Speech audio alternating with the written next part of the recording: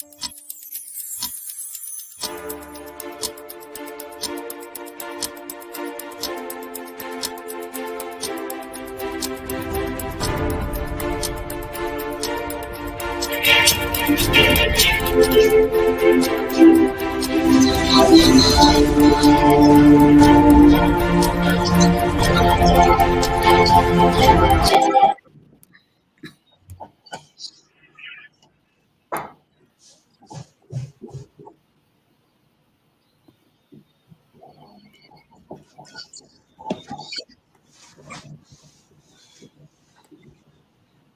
will now introduce the panel.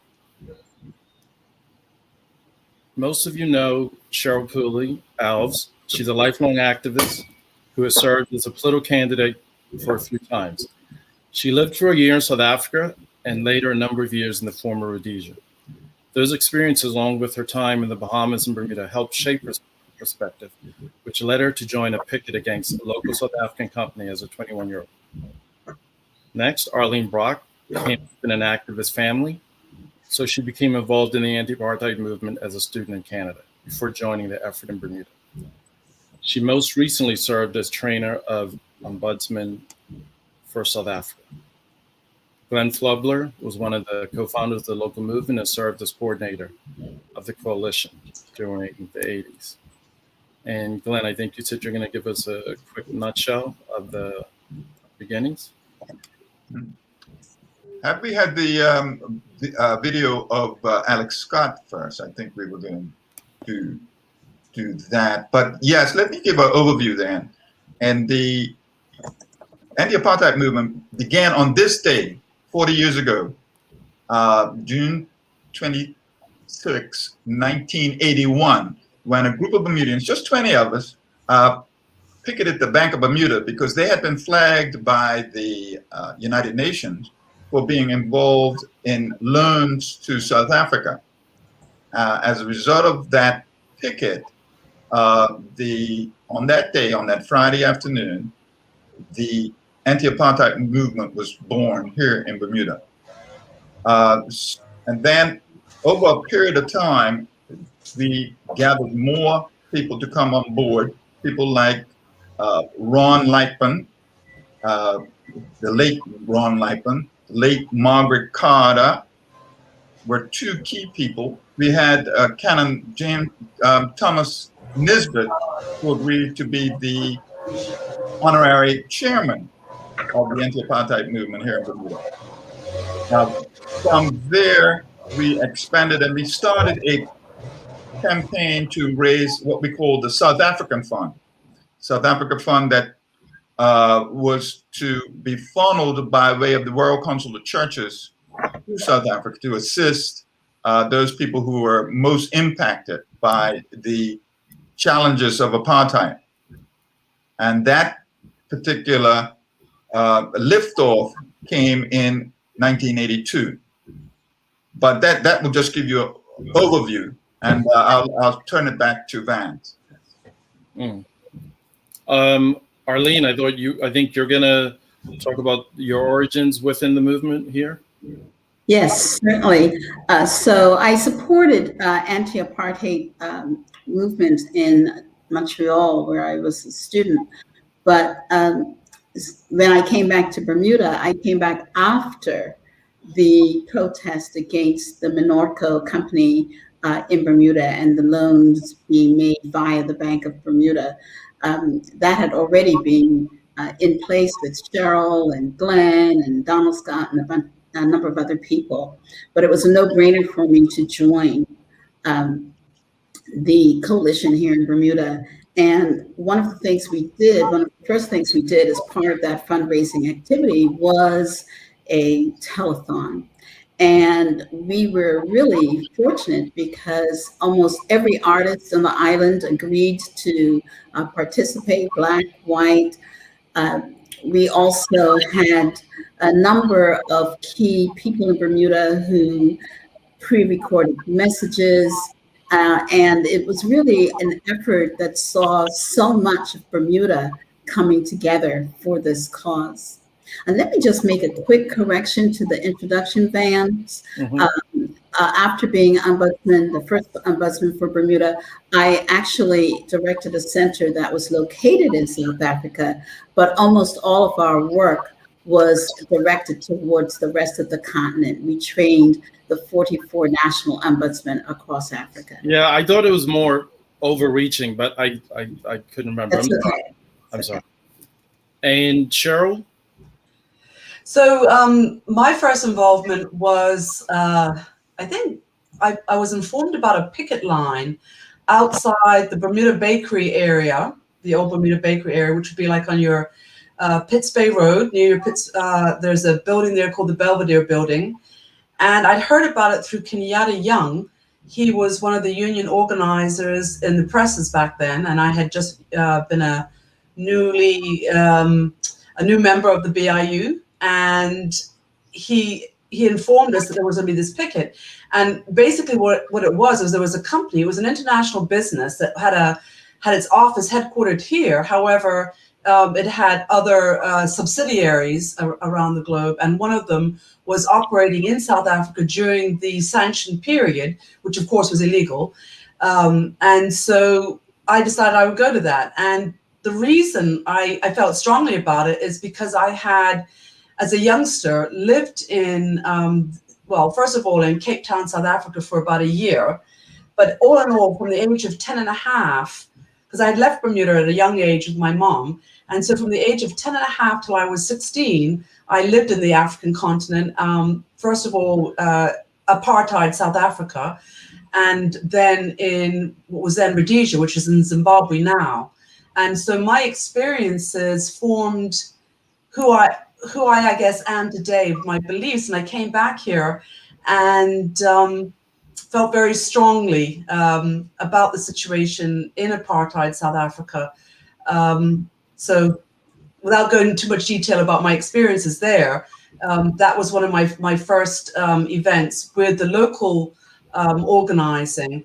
But, you know, reflecting back, I would say that undoubtedly apartheid in South Africa would have been there longer had it not been for the international community support and sanctions together with the fight of those people that were affected in the apartheid South Africa. Like, for instance, when I lived there, there were 4 categories how you were. They had black Africans lived in one area, you had white Africans, you had coloreds, and you had Indians. And if any black person was in the city after 6 o'clock without a permit, they could be locked up.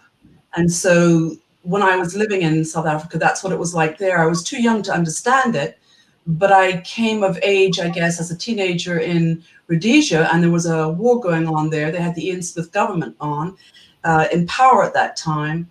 And so I lived there while the war was going on, but was somewhat disaffected because it was more out in the bush area. But every single white person that was male, 18 and over, had to fight for the government to stop black Rhodesians from being able to have the right to vote. And that's, they referred to what we call today freedom fighters, or referred to them as terrorists when I lived there. And what year was the first action in Bermuda from all 3 of you? I didn't. Mine was 1981, but I think. But actually, there was a protest in 1970, which involved the Black Beret cadre. Mm-hmm. I was involved in that also. Remember, 1970 would have been a very pivotal year. It was the year after we had the Black Power Conference here in Bermuda at City Hall, organized by Paulu, Roosevelt Brown. And in terms of the awareness that was abroad at that time. So for instance, you had 1968, the first election in Bermuda, first democratic election in Bermuda. Mm-hmm. You would have had the assassination of Martin Luther King. You would have had the Vietnam War situation. A lot of students were protesting in the US around Vietnam War. The civil rights movement had heated up to the Black Power movement. And so in 1970, the British government, there was a new British government elected that had determined that they would change the policy. The previous policy of the British government was not to sell weapons to South Africa since the Sharpsville massacre. However, this new government came on board and said, hey, we're going to sell these weapons. So when we heard about it, we said, well, hey, we need to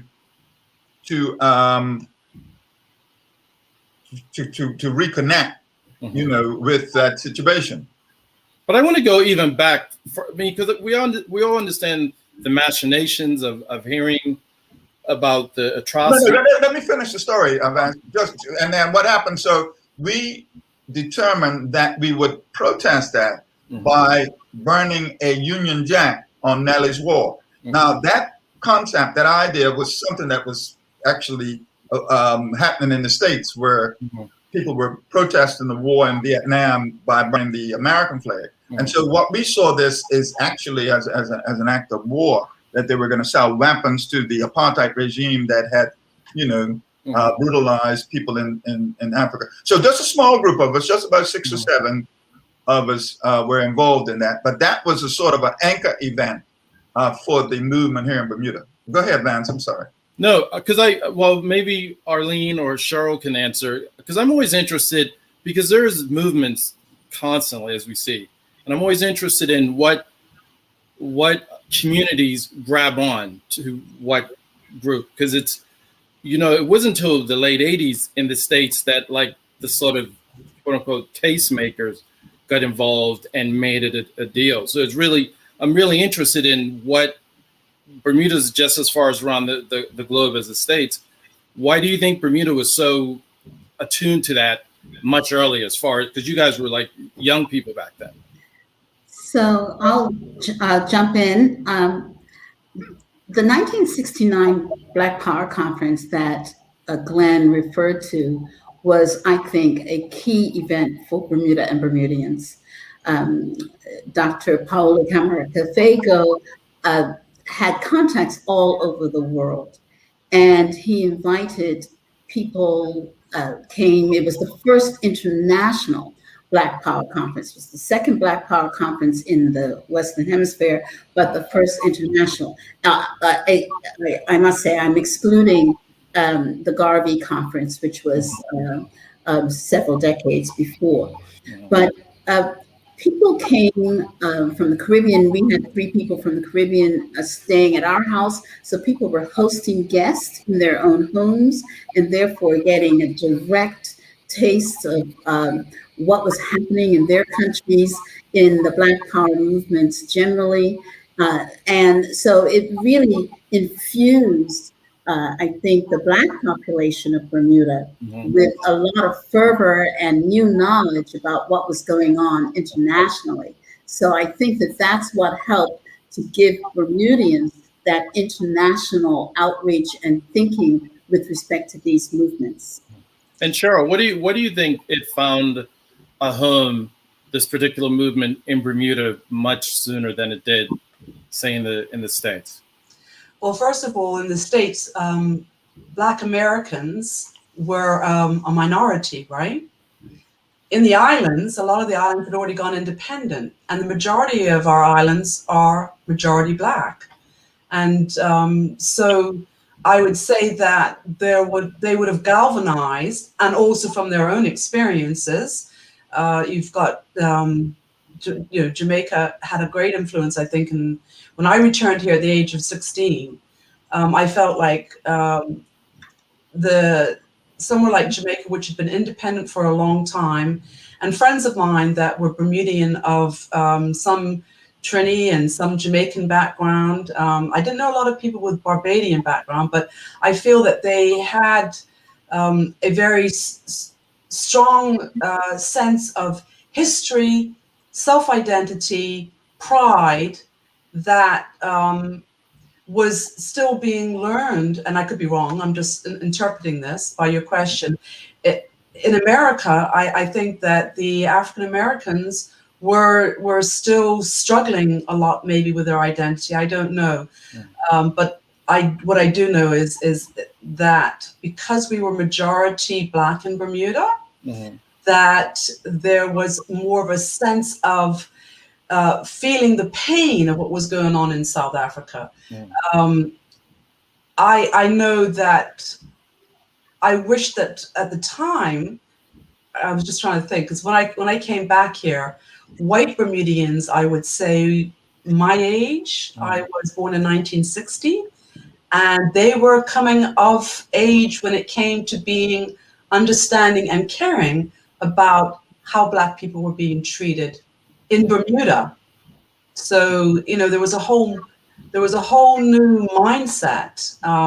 In fact, I came back from a segregated Rhodesia at the time, and came and stepped back into Bermuda, started dating a guy that most of his friends were actually Black, and it was like almost a cultural shock because I had been segregated for so long.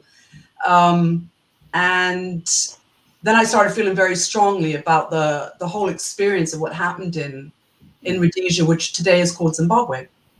We were fed a lot of very interesting information. For example, when I went to primary school in Zimbabwe, which was Rhodesia back then, I was told by my primary headmaster that, and we were studying history at the time, that the Black African, that their brain matter was smaller than the brain matter of a white African, which is why they were intellectually inferior. So the sort of societal things that were being taught there were pretty bizarre. And I must say, coming back to Bermuda and learning all of the lies, it was quite an experience. I definitely did not feel comfortable in my own skin when I came back. I actually felt quite ashamed of being white for my first 2 years when I came back to Bermuda.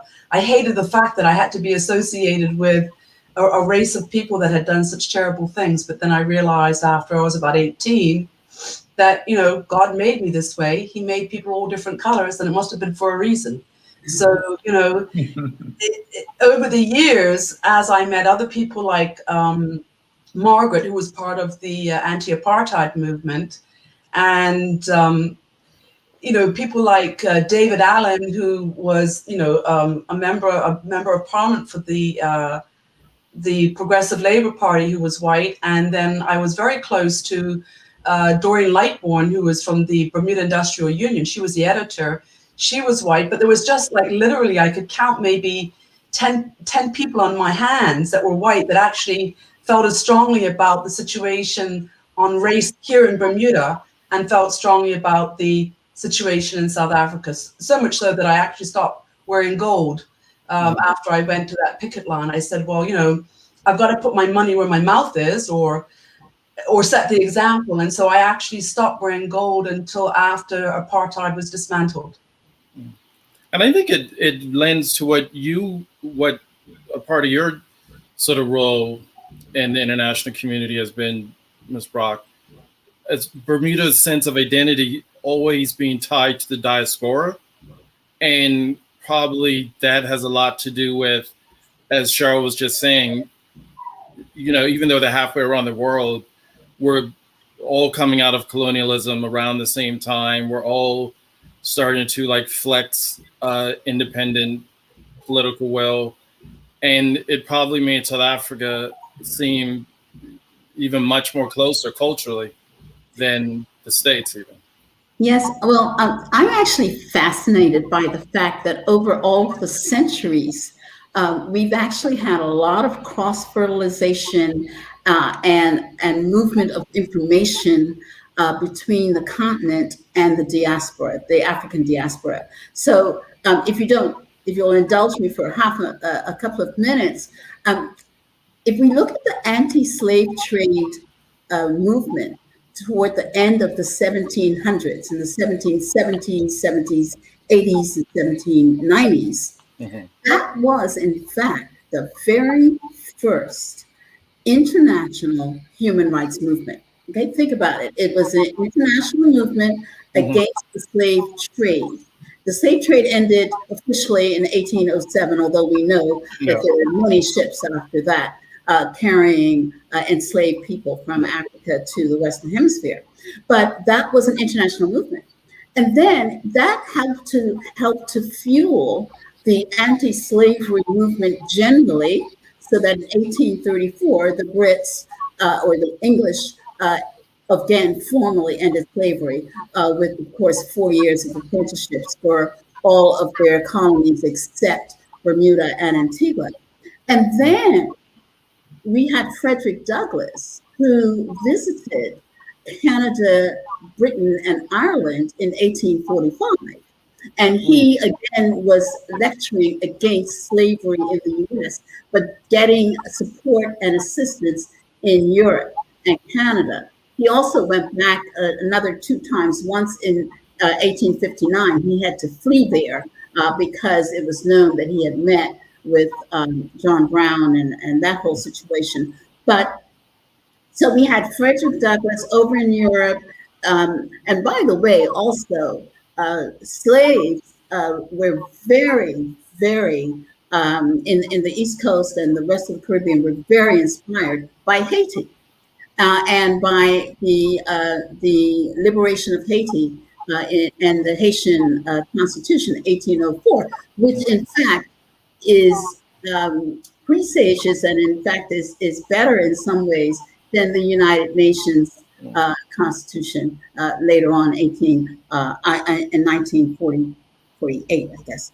So the anti-slave trade, Haiti, emancipation struggles in the U.S., Frederick Douglass going over, that takes us to around to 1861, 1863, with the emancipation of slaves in the U.S.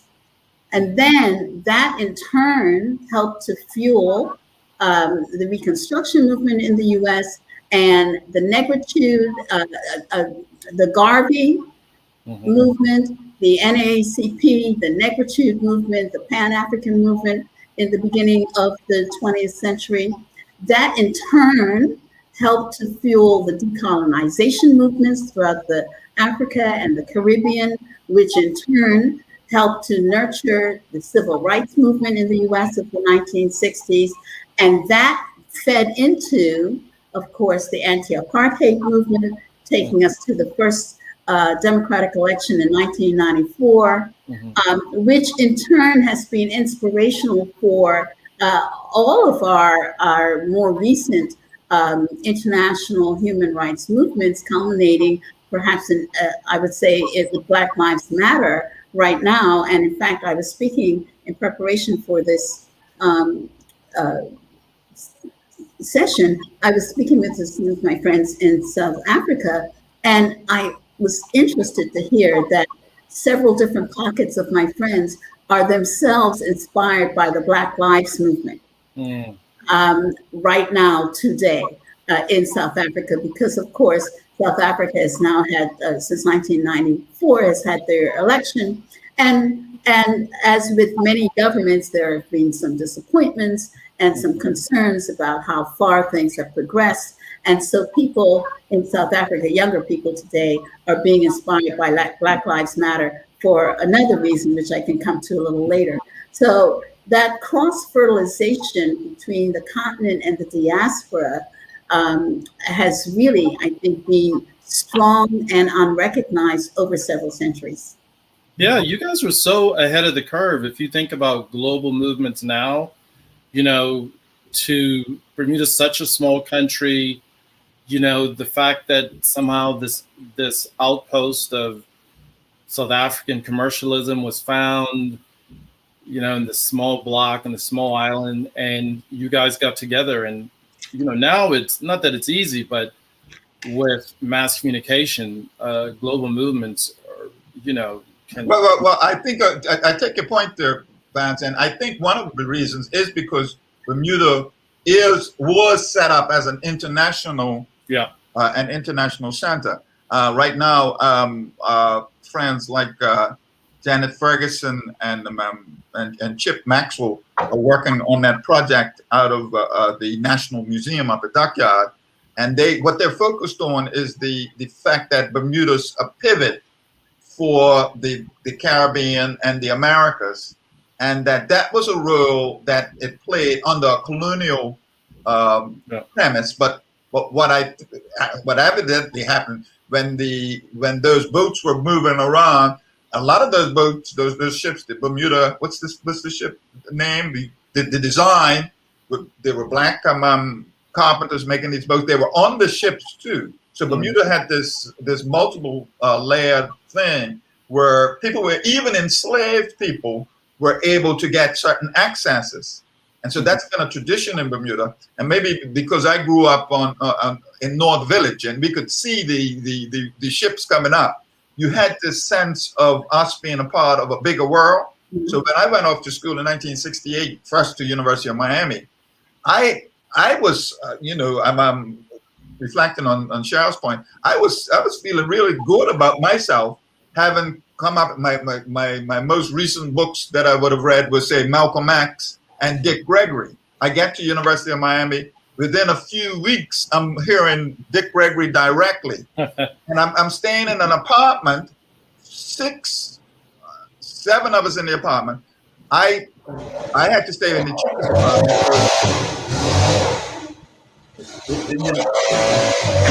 I had to stay in the cheapest apartment, but I was able to. I was staying with all white guys, but I never felt any fear or negativity from them, and I was very forthright. And remember, in that September, October 1968 is when you had the Olympics and that iconic protest at the Olympics, and everybody just joined in with it. And so the small number of black students that were at University of Miami were getting together in a robust fashion. So we were really in the midst of a renaissance in that period, between about the 67 up through early 70s.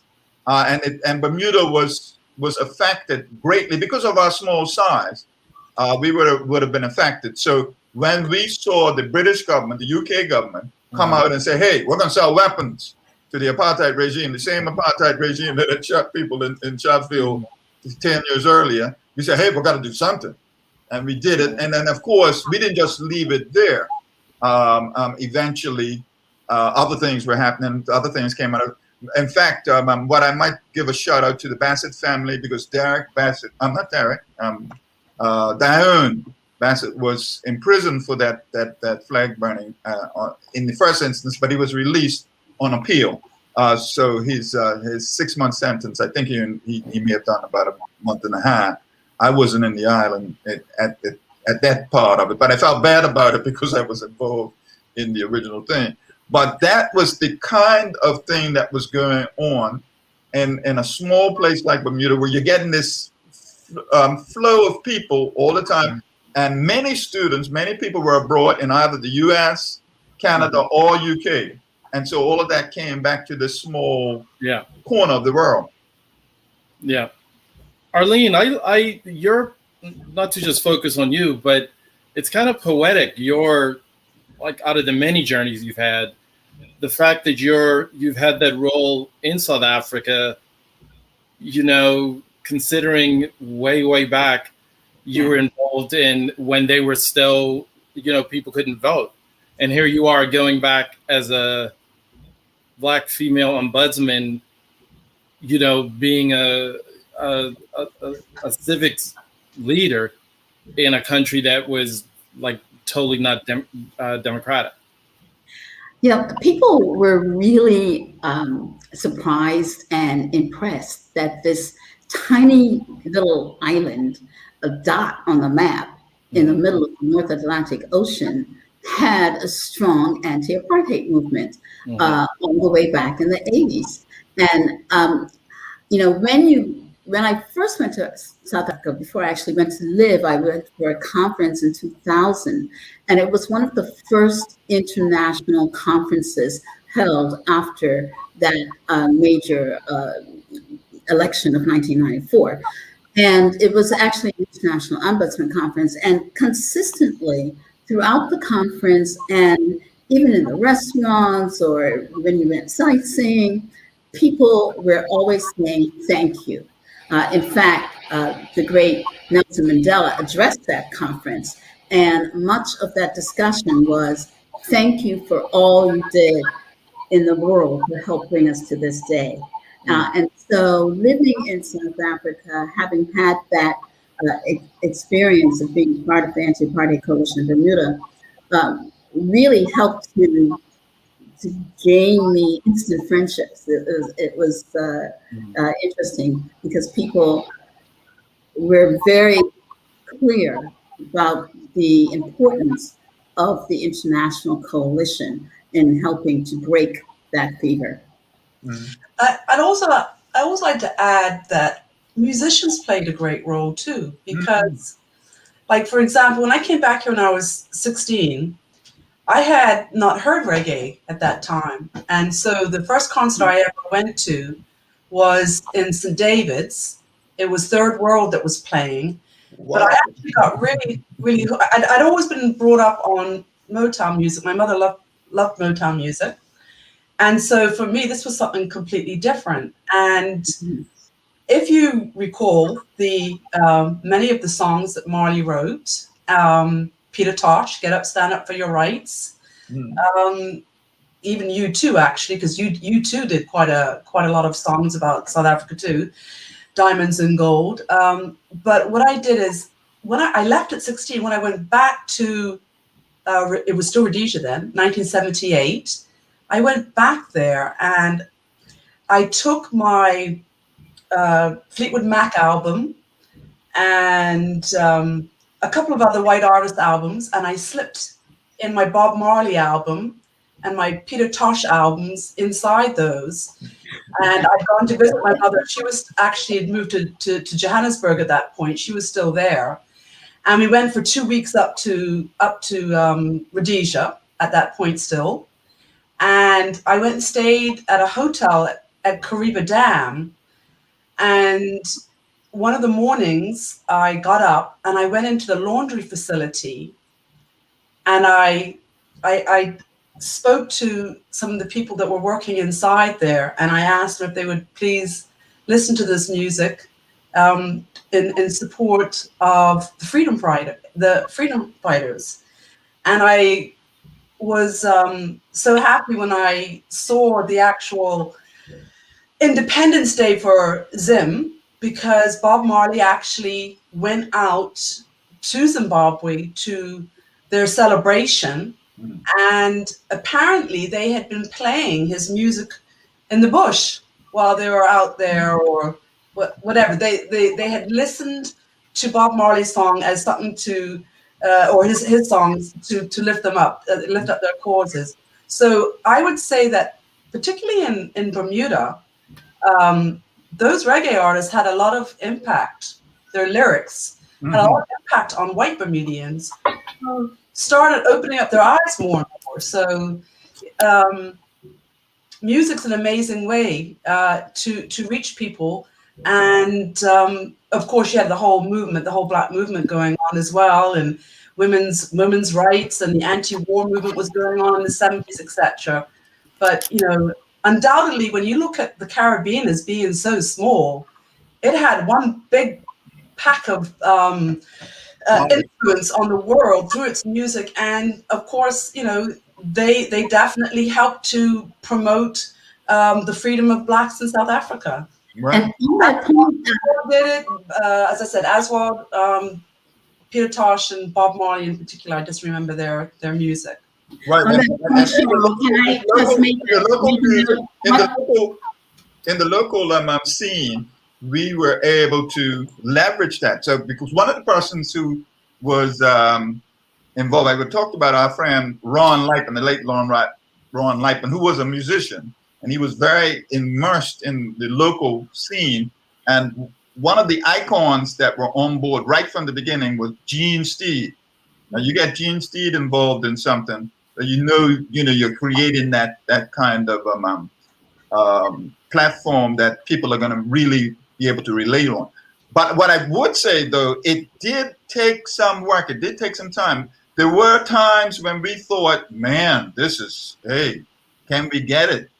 But as Arlene shared, the telethon that we did was a really a big step in the right direction. And in fact, we raised, as a result of not just the telethon, but a few other things, we raised $30,000, and the local government agreed to match that fund.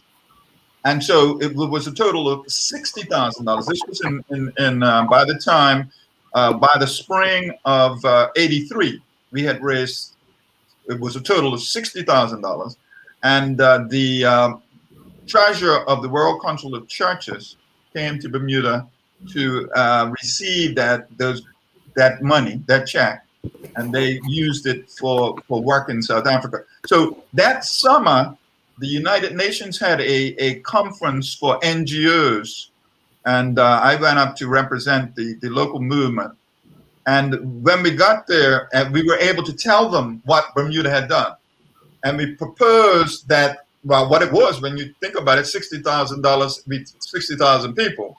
We proposed that maybe, if all countries went for $1 a person, then that would have been a lot of money of solidarity.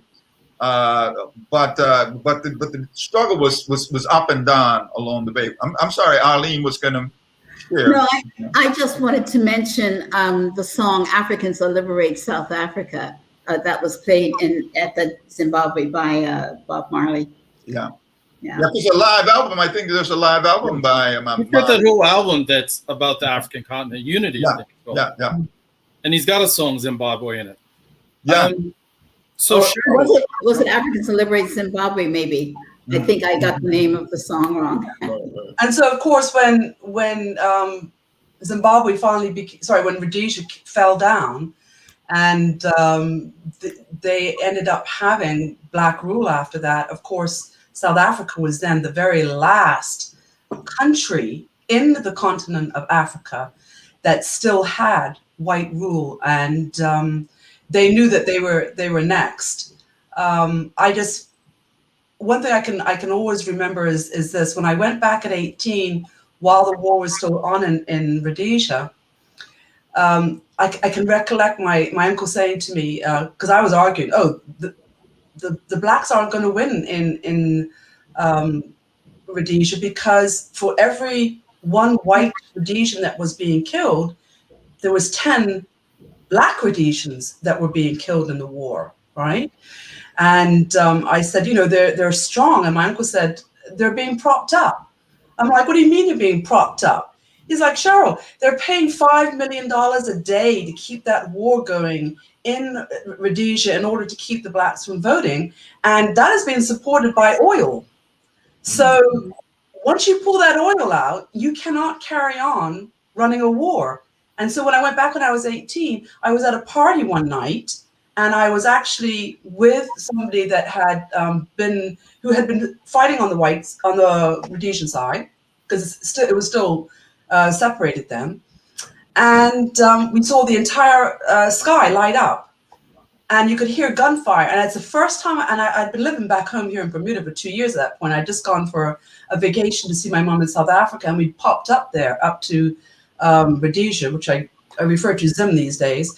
Anyway, the whole sky is lit up. You could hear gunfire, and it was the first time that had ever happened within the city. It was normally always out in the bush. It was always out where the farm areas were. And what happened is that the freedom fighters had actually become quite strategic in what they were doing and what they were fighting for. And they had managed to get to the oil containers because there were still companies, one of them, which is where my uncle worked for one of these oil companies in England, who had been giving them oil under the table, and they all lit up, and they were on fire for 4 days. They could not put out the fires. They had no oil left. They had like these massive drums that you will see out in Ferry Reach, for instance. They had these, and they had managed to breach them, put grenades and rockets over there. And that actually brought the Rhodesian government to its knees, because they couldn't carry the war on. They had no oil after that. They actually were waiting for South Africa to bring the foam over. And so when South Africa was next in line, I always thought that there would be a bloodbath because of how terribly they had been treated. And it was kind of different. Like in Rhodesia, they are mostly of British descent, and they were 3 generations of Rhodesians. South Africa had been founded 400 years before that. So theirs was basically embedded on religion, Old Testament. And so, whereas the British was like, okay, they're inferior. That's how they felt about Black people. South Africa was like, well, we need to be empowered because we have that right. They use the Old Testament. It was very bizarre, the whole thing. When Mandela gets out after 27 years of imprisonment, it is, to me, one of the most profound things I'll ever experience in my entire life, is that he not only strove for equality and the right for Blacks to vote, and he had to negotiate that for 3 years with de Klerk, but he forgave whites. And if he hadn't have done that, I mean, who else could have forgiven whites? This is a man that was put in jail for 27 years just because he refused to say, he refused to not say, I support violence if we end up not being able to do this through dialogue. He never killed anybody. He was locked up for 27 years. He never killed anybody. And he came out and he forgave. That's why he is an iconic figure to this day. Glenn, what do you think about that iconography of, and Arlene, of Mandela as a peacemaker and being non-combative, I guess? Glenn, can I pick up quickly on a point from Cheryl and then go to the Mandela piece? I just wanted to note, Cheryl, that white Afrikaner people today in South Africa still believe that many still believe that they have a right to rule. Now, most people, most white South Africans will not say that they actually voted for the former National Party. They won't admit to that. But a couple of years ago at the University of KwaZulu-Natal, the law school where I was the director of that center, a white professor was found to have had on her Facebook account discussions about the fact, or about her belief, that South Africa was nothing before 1634 when the whites first arrived. And so that attitude that they've been there for 400 years and they have a right to be in control and that they are the superior race and so forth still exists today and was still expressed just a couple of years ago by a law professor. So I think that's a really important point. And again, as it still does today in your southern states. And in Bermuda.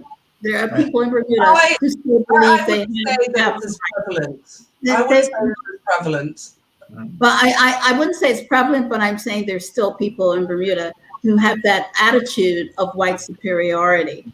And I agree with you, but I would say that the majority of people that I have met in my life experiences here in Bermuda, they are literally people that are over the age of 60. I would say that our young white people, Bermudians today, they don't carry the same prejudices, and you will never eradicate prejudice. It will always be there. In different forms, I'm saying, in different forms. But I would just say the stereotypes do definitely still exist. But what I want to do is I want to just also lift up someone else in the entire struggle as we go to the discussion of Mandela, and that is recently late Kenneth Kaunda, the first Democratic president of Zambia, because he actually hosted the Zimbabwean and South African and Mozambican freedom fighters in his country and gave them a leeway to work from there. Nelson Mandela went there, of course, on his way to Europe to have his meetings. And I just wanted to note that because as we were doing our regional training, we conducted one in Zambia. And we had the opportunity to meet him. And all of the South Africans and Zimbabweans and other Southern African people in our delegation, it was really quite palpable to see the reverence and the appreciation and the thanks that everybody gave to Kenneth Kaunda for that work so many decades before. Right. And on that note, yes, so we just have a moment of reflection for Kenneth Kaunda. And there's a minister actually at Wesley Methodist Church, Reverend Steele, who, David Steele, who was sharing that with me. It must have been the same day that, or the day after Kenneth Kaunda passed. And he apparently was living, he and his wife were living in Zambia up to, say, 2 years ago before he came to Bermuda. But he was connected, and he shared the similar sentiments that Arlene is sharing with us this evening. And what I wanted to say, that's a good segue, go back to the movement, because we wanted to get a sense of why this 40th anniversary is so important, and the theme being thinking globally, acting locally. And as Van so pointed out, that this was before the day of cell phones and internet, when you could connect with people in other countries very easily and connect around the world. But one of the persons that I wanted to bring to mind, having mentioned Reverend Steele, is Doug Patterson. He was a Canadian minister at Grace Methodist Church at the time, who was forthright and out there, and many times by himself, on the issue of sanctions. Because the issue of sanctions, especially in the earlier period, like the early 80s, was a thorny issue that people didn't want to touch. It was one of those issues that, oh, let's not bring that one up. Let's talk about, support in South Africa. But of course, we know that it was the economic sanctions that really leveraged the pressure on the apartheid regime. Doug Patterson, the late Doug Patterson, I might say, was one of these persons who offered his support. Once you just approached him, he offered his support very willingly, and he would have been one of the few who would have come out. And so you had that sort of thing. All you need, and especially in a small country, you need anchors in a community, people who are willing to go outside of the proverbial boxes and state their case. And when they make that case, then other people are inspired, and then the movement then can move forward. So you have your, that's why as a part of this, we honored seven younger people in our community as a part of this 40th anniversary. And they include people like Eugene Dean, a real community organizer, a community organizer, chairman of Green Rock, Chris Famous, who for me is an exemplar of what a politician could be, because he embraces both parts, the activist, the community person, and his role in debate. Samaya Lamb, who is the youngest person on the Curb Council, and she's a passionate person, younger person who's doing her part. Dwayne Robinson, who along with Chris Famous co-hosts a show demonstrating that people could work across the aisle.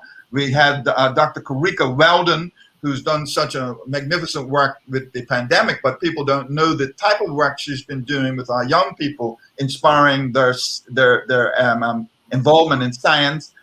Kristen White, who is a former coordinator of Raleigh International in Bermuda, and a founder, one of the co-founders of Social Justice Bermuda, that did so much around the Black Lives Matter, and Rosalind Wingate, who's been doing a lot of work, along with people like Eugene Dean, on the environment and inspiring, especially the younger people. So those seven were honored as a part of this, because they exemplify that thinking globally, acting locally. Because today, we talked about the 70s, etc., but today the world is in I'm going to say, a mess.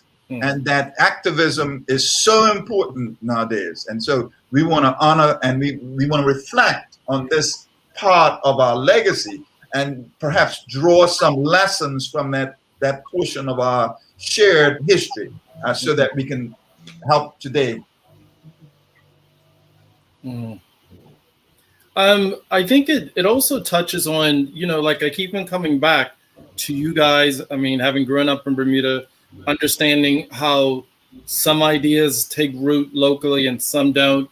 You know, the fact that Cheryl is talking about Rhodesia and, you know, all that went on there, it's sort of a gruesome testament to, you know, whatever the anti-apartheid movement was doing for it to take a hold of the world. Because Cheryl points out, you know, exactly that there were, we often, or at least I do, forget about Rhodesia and those wars and Zimbabwe.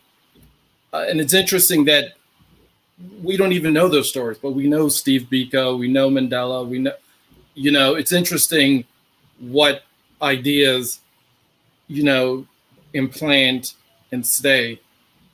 You know, talking about the younger generation of activists, you know, it's like Haile Garima, who used to be my professor, used to always say, like, for him, ideas are like atom bombs. If like you can just drop them silently in a community and it'll like ripple through. So Cheryl, it's interesting because when you talk about that, I remember on like the periphery of learning African history, we touch on that, but you know, I don't know. You I've guys, had a lot of debate about African history.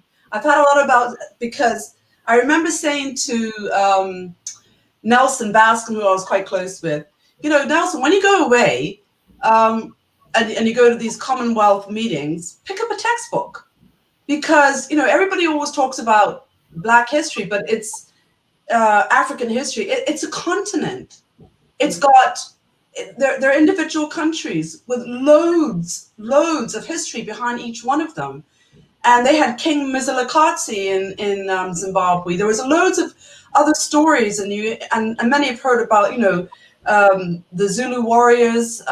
We've done history lessons on that. But if you go to each one of those countries, they're all individual. And I would love to see a history book on embracing all of the history from whatever the beginning of time of when it might have been recorded in each of those countries within Africa itself.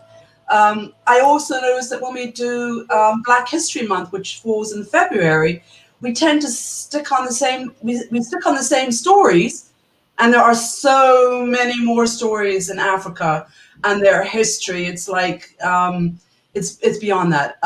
But at the end of the day, unfortunately, the way it is, teachers put together snippets, stories of different things, and they, from what I heard anyway, teach the African experience. I would love to see one day there be an actual textbook on the history of the African continent, not just the diaspora, not just the Black American experience or the Caribbean. There is a lot more of great and interesting history in Africa.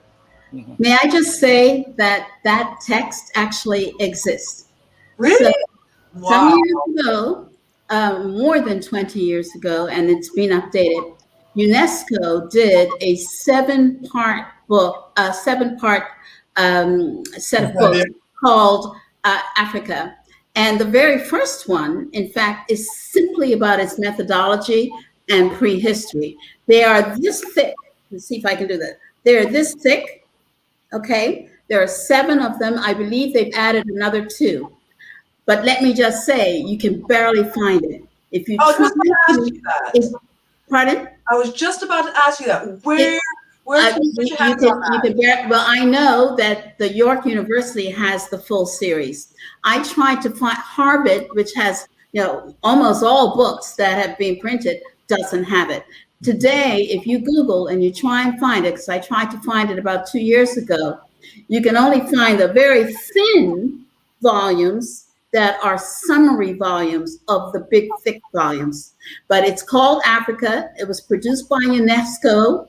It's, in fact, more than 30 years ago, it was produced, the first 7 volumes. And I understand from what I've been able to find that 2 additional volumes have been, but they cover from prehistory throughout Africa. One of the I must say this, one of the pages that still stands out for me from volume 2 is they had a page in which they had 3 columns. One column had hieroglyphics from ancient Egypt, with the second column had the name, words and meanings of a number of those hieroglyphic words, and the third column had the exact same sounds and meanings in the Wolof language of West Africa, showing that at some point in ancient history, in antiquity, there were relationships across the entire continent. Of course, the Sahara Desert was much smaller in those days, and we know of the heralded visit of Mansa Musa. But that 7-volume series spans from north to the tip in Southern Africa. It exists, but it's very hard to find. And you would think UNESCO would really be on that and get that. I'm gonna look up after I get off. I'm gonna go on the UNESCO website and see if I can find a way how to get a print copy of that. But and if you find it, let me know, because I've tried looking for it just 2 years ago. And I at Harvard, they do have the small summary versions of about 3 of the volumes. So I'm waiting to go back up to York University because I know I've seen it. They have it in their library. Oh, look it up. But on you bring up UNESCO, Arlene, and in fact, UNESCO has a project called Learning Cities, which in fact mirrors the passion that people like our mutual friend Janet Ferguson has for lifelong learning. So what we're talking about is more of an approach, a culture that encourages learning about yourself in an ongoing way. And so, and UNESCO's Learning Cities, and what I might say that this is a bit of an advertisement that one of the persons, because actually my time in London, when I was in London, I made a friend, Kenneth Campbell. His wife happens to be a lawyer who worked for the Anti-Apartheid Movement in London, in Britain.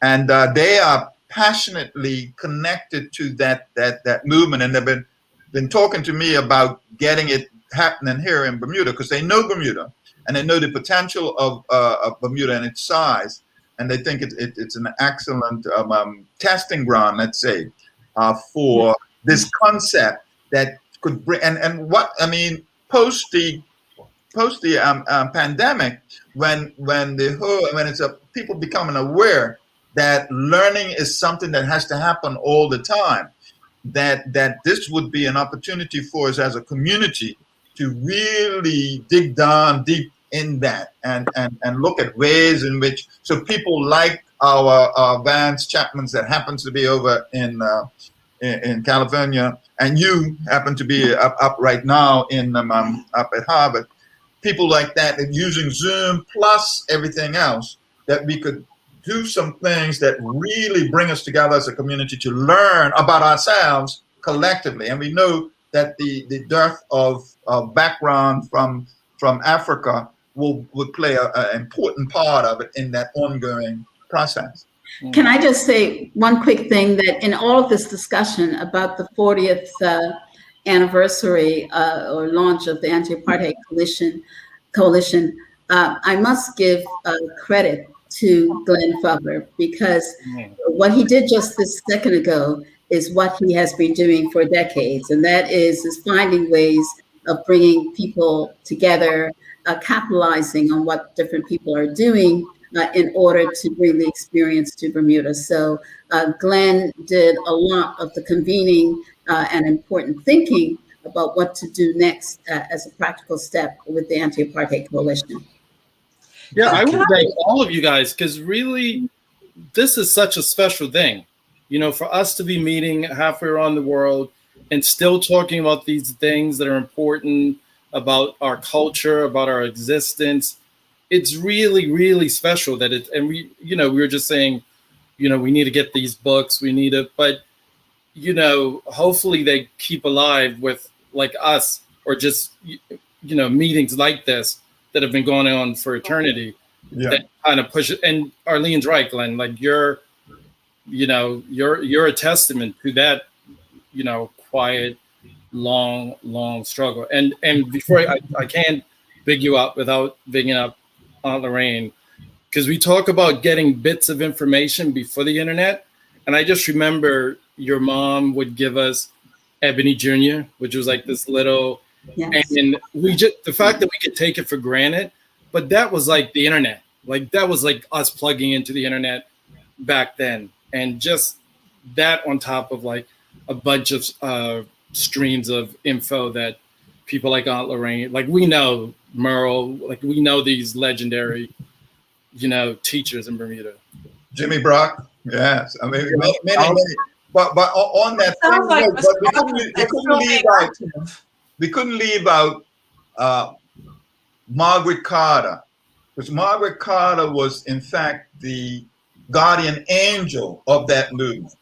She happened to be a white woman who was disabled, severely disabled, but her spirit was indomitable. And when we found that Margaret Carter was in there with us, I mean, it was work. And she literally, I remember her being as disabled as she was. She made, just every now and then she'll come up with an idea. She made these ribbons, black, gold, and green.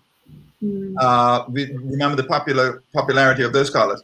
She must have made 1,000 of these things over a couple of days to sound. I mean, she inspired younger disabled people. We talked about the fundraiser. We guys had been doing these flops. We weren't making any money. She got these younger disabled people, including Foxy. I did a shout out to Foxy and others. And they said that they would do a wheel-a-thon from St. George's to Tom. Now, when they said that, we guys said, what? Now, the day they scheduled it was a Sunday. They scheduled it on a Sunday. And that Sunday was more rain than enough. And of course, no phones or internet. So everybody, said, oh, that's cool. We'll probably do it next Sunday. But do you know this lot went through that rain?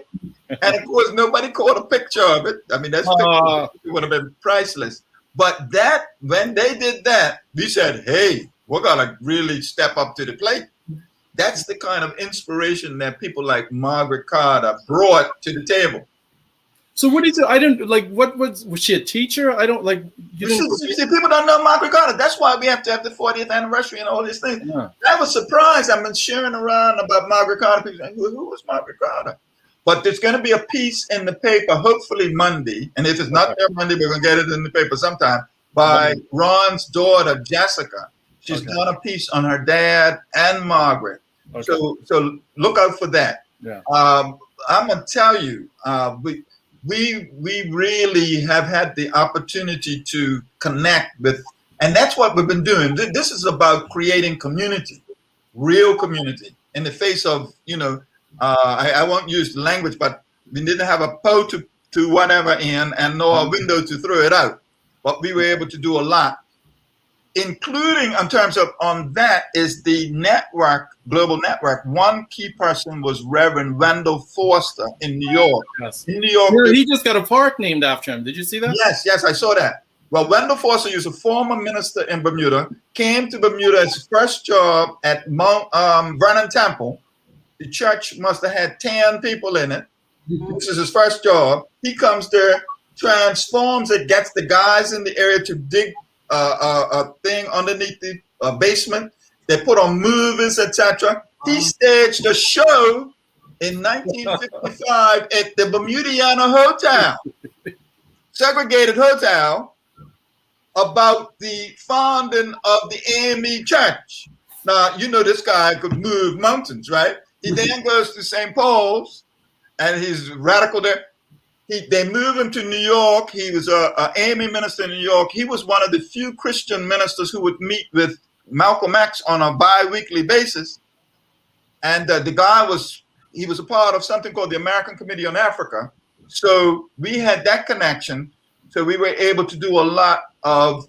So he's the one who got. Yeah, he is the man. Yeah. He's the man. So he got. Ozzie Davis is a personal friend of his, and the foundations thing. And actually, that's a good segue to just a quick discussion about Foundations 84. And then I know that we also have a video that we have to show as part of this session. Foundations 84 was a project, a theatrical production that we did from soup to nuts. So for half of it, the second half, that's when Ozzie Davis came as a result of that connection with Reverend Foster. And he came and did a whole presentation on the work of athletes and artists against apartheid, which was a huge movement in the US at the time. Folks were were protesting at the South African embassy in DC. They were being arrested constantly. And by the way, I use the Afrikaner pronunciation of apartheid because that's really what it is as far as I'm concerned. But the first half was what we tried to do, and Glenn was, I think, pivotal in thinking up this idea, and that was in fact to show the parallels and relationships of oppression as it was featured in apartheid South Africa and the kinds of struggles that people in Bermuda themselves had gone through. And so we had three parts for the first half. The first part was a reenactment of what we thought the newly liberated enslaved people would have felt and how they would have celebrated. And we showed how that became the beginning of the Cup Match holiday. The second part was a one-man show by Gene Harvey, who did an amazing expose of Dr. Gordon and his work with trade unionism in Bermuda. So it was a one-man show. And then the last part was an enactment of the 1959 theater boycott. All of which was directed by Rotimi Martins. And I believe it was he who had the brilliant idea of using a sheet to show the shadows of the people who were organizing the 1959 theater boycott, because at the time, their identities were not known. They were recently returning graduates as teachers and other professions, and they knew that if their identities were known, their careers, their mortgages, their lives would have been threatened really in Bermuda at the time. And so they were a secretive group who organized the boycott. And within 2 weeks of boycotting that theater, the theater had to reopen and allow Black people to sit wherever they wanted. And Glenn, you were instrumental actually in ensuring that there's a statue now at the corner of the City Hall car park to commemorate the boycott, because a lot of the every day for those 2 weeks, the speeches and so forth were held at that car park. So Foundations 84, by the way, the other thing we did with Foundations 84, I helped to produce it, and it was a key thing, is we made sure we started exactly on time. Anybody who arrived 2 minutes late couldn't get in until the first intermission. Was that Foundations poster? Yes, that's the poster. That you had me design? Yeah, Cheryl did the poster. That's right. That's right, Cheryl. I was still artsy back then and working at Bermuda Press, and Glenn got me sucked into designing the poster for it. That's right. But Glenn sucked in over 100 people. He always got people into what he was doing. But once people found out that Ozzie Davis was in the show, everybody wanted to be on board. But when I said soup to nuts, I just want to reiterate, we started off with researchers who researched the three pieces, the emancipation. And that was Carlos Simons. Carlos Simons did the. But he was part of a research team. Walt Frederick was involved in the writers team. So we had a research team, a writer's team, and then a production team. And then we had a choir with over 50 people drawn from different churches, and they came up with the songs. And then we also had musicians who did some original music for it. So from soup to nuts, to the production, to backstage, to front office, we had a magnificent production. Magnificent. But Arlene, I think you have one. The sequence was just a little off. We had it out of time in terms of, it started with emancipation, of course, but the second one was the theater boycott. We saved the third, so it was out of time. It was out of sequence. But Jean was the last thing, because none of us didn't have a clue what Jean was going to do. But when Jean came on that stage for whatever 15, 20 minutes that he did that one-man production, I'm going to tell you, he blew the whole crowd away. He blew Ossie Davis away. Well, Ossie Davis had to kind of sit back. He said, man, hey, I can't do much after that. Yeah, maybe that's true about the season. Although I did get a peek of what Jean was going to do before. I didn't know. None of us. You were the producer, Arlene, so you would have been the only one. Yeah. You and Rotimi, of course. Rotimi, of course, as well. Yeah. But we only got a peek. Jean didn't let us see the whole thing. Right. It was beautiful. It was magnificent. Yeah. And I don't know, I think we had it recorded, but I have no idea where the recording would be. I don't think it was recorded. I could be wrong, but if it was recorded, we would have seen it before. But you never know. Somebody, because people record stuff and put it aside, like ask about it. Yeah. Especially in Bermuda, people are always videotaping stuff. Yeah. But remember, this was before 1984. 84 is before, that could have been done that easily. I just wanted to also, before we sort of go on to the video, mention one thing that's been on my mind a lot. The Black Lives Matter movement, which took place in the United States. Black Lives Matter has been going on for a couple of years, but after the death of George Floyd, that was it. It was like the last straw. Mm-hmm. And not only has that movement in 2020 through 21 impacted America, but it has impacted globally. So just like how you had the situation with the anti-apartheid movement, and that it became a global concern for what was going on in South Africa, I think people are now globally concerned as to what is going on in America and how African Americans are being treated. And it has just reached so many corners of the earth that it has also elevated and inspired other movements. Now, for example, one thing that has I've always thought about is like the Palestinians and their fight. Yeah. Now, a lot of people will not know this, but Israel, after the Second World War, after the Holocaust, the Jews had nowhere to go, and so many of them went to Israel, and that did not belong to them at that time. It belonged to the Palestinians,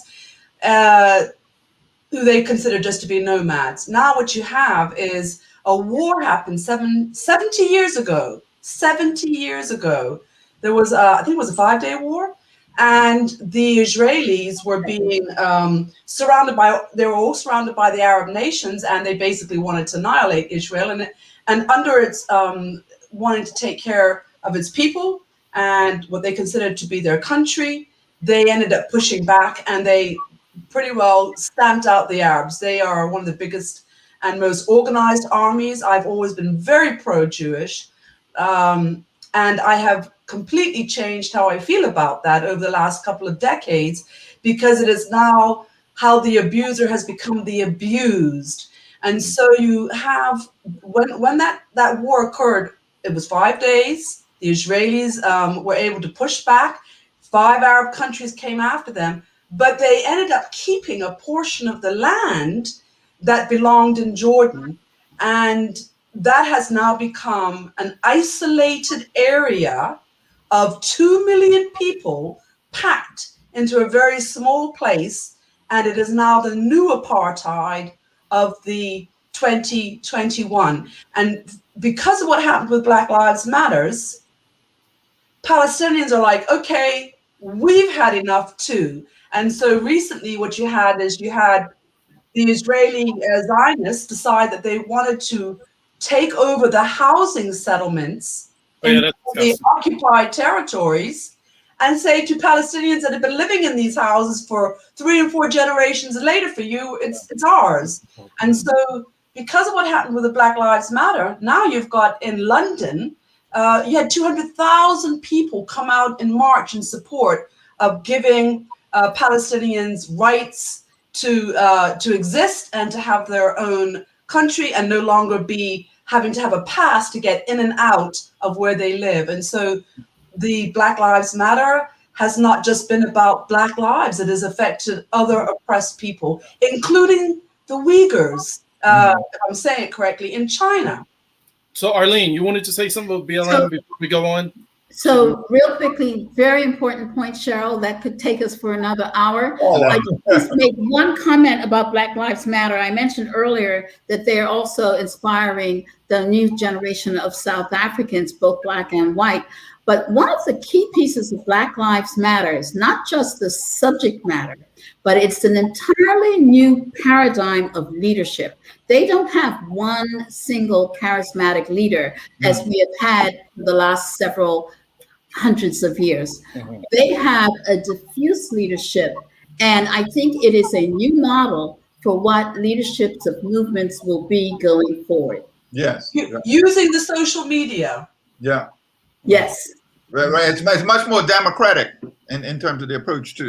And also very quickly, color of change. They work with color of change, which is a critical piece of the entire movement in the past decade, because color of change mobilizes people to do petitions and to write in and call in on a daily basis. So color of change, Black Lives Matter, they meet every week to discuss strategy, et cetera, going forward. Yeah. So we're gonna roll the 7-minute Alex Scott piece. I actually have to leave now, and I would like to thank Arlene, Vance, Glenn. I truly appreciate being invited to speak on this panel. I have somewhere else I have to be now, and Arlene, it's so nice to see your face. I haven't seen you for so long. And I'm glad to be reminded that you designed the Foundation's 84 pink cover black. Cheryl.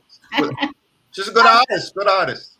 And Vance, it was nice meeting you. It was nice meeting you, and I had lots of interactions with your mom because she worked in the opposition leader's office as the aide to the opposition leader for Al Frederick Wade. I actually took over her job as the aide to the opposition leader, Al Frederick, when she left. I later met her again through the NLP and then later at the Bermuda College and the union. So yes, it's nice to see that she has produced a wonderful young man. And I also know your brother because he used to coach my son in soccer for Wolves at one time. Oh, right on. It was nice meeting you. Nice seeing you all. And thank you, Nancy Laverne. We miss Laverne. Yes. Thank you. All right. Bye, Cheryl. So can Patricia hear us? Yeah. So Glenn, Misha just had his baby, a new baby. Yeah, we are joined by former Premier Alex Scott, a man that I am excited to know and grateful for his presence on our island, the work and impact that he's had on the culture, particularly when it comes to the anti-apartheid movement, pushing back against the South African architecture of this deeply immoral system, putting our little island right there at the heart of the global push against the separate but unequal commitment that government had made. So thank you, sir, for joining us today. And can you tell us a bit about that experience? Like what led you to it and how do you recall it all these years later? Well, Teo, I have to begin first by saying thank you for the opportunity. And not only the opportunity for being here talking to you, but for you being my mentor. And this is my second Zoom call, and you've guided me through to this point. Thanks so much. You're very welcome. Actually, I guess I'm always in a position where I'm looking and benefiting from mentors, in that when I was in university, I had the fortune of having a son of Africa as a roommate. And he guided me through the steps one has to be aware of and careful of when challenging the colonial system.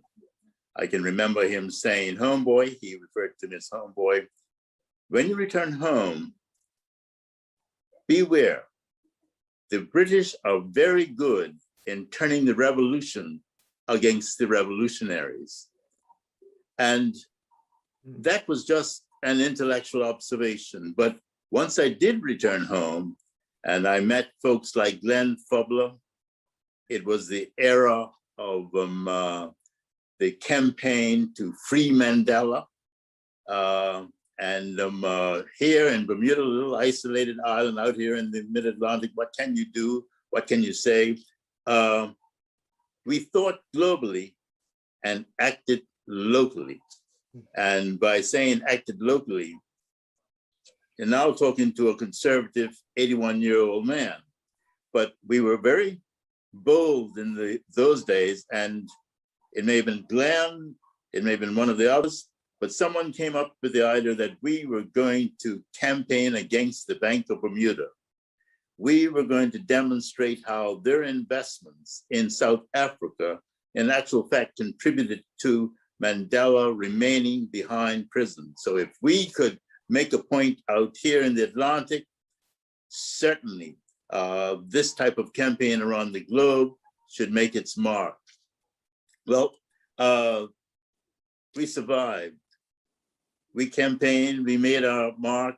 And in actual fact, probably the discussion that we are having is not to revisit history, Theo, it is to encourage other young people now that the significance of activism, the significance of taking your beliefs and following them through. There's no better example anywhere in the world than young Julian Hall then.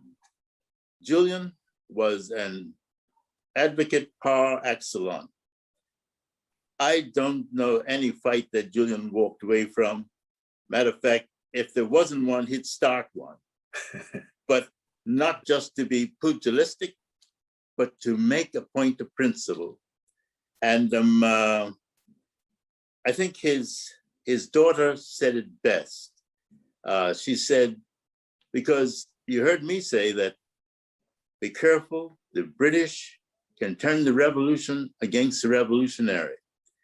Julian in Parliament, Julian in court, Julian just in his everyday activity took on the status quo, took on the establishment, and they hounded him, they followed him, and they brought him literally before the court.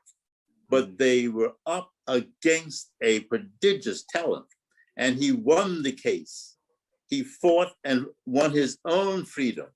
And that type of iconic individual has influenced folks like Aaron Hill, who says, you know, I wanted to meet Julian Hall in a very constructive way. He says, I wish I could be like him. Matter of fact, I'm going to study what he said, how he performed, and how he conducted himself.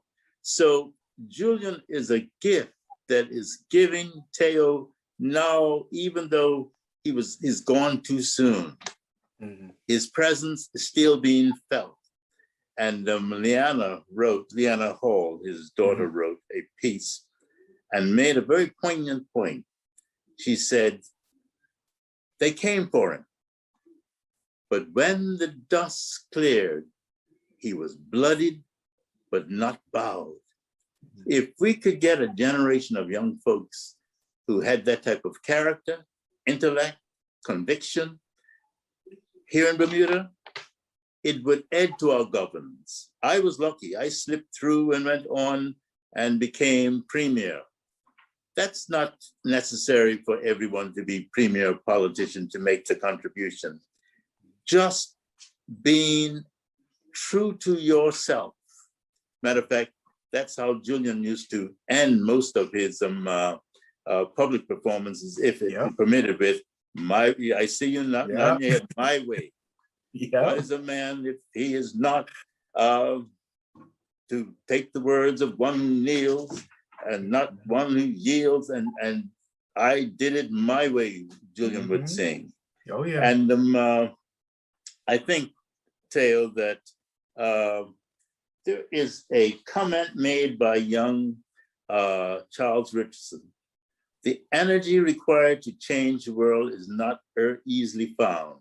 However, that is why we need heroes. Yes. And if I was a preacher on Sunday morning, I'd say, let the church say amen.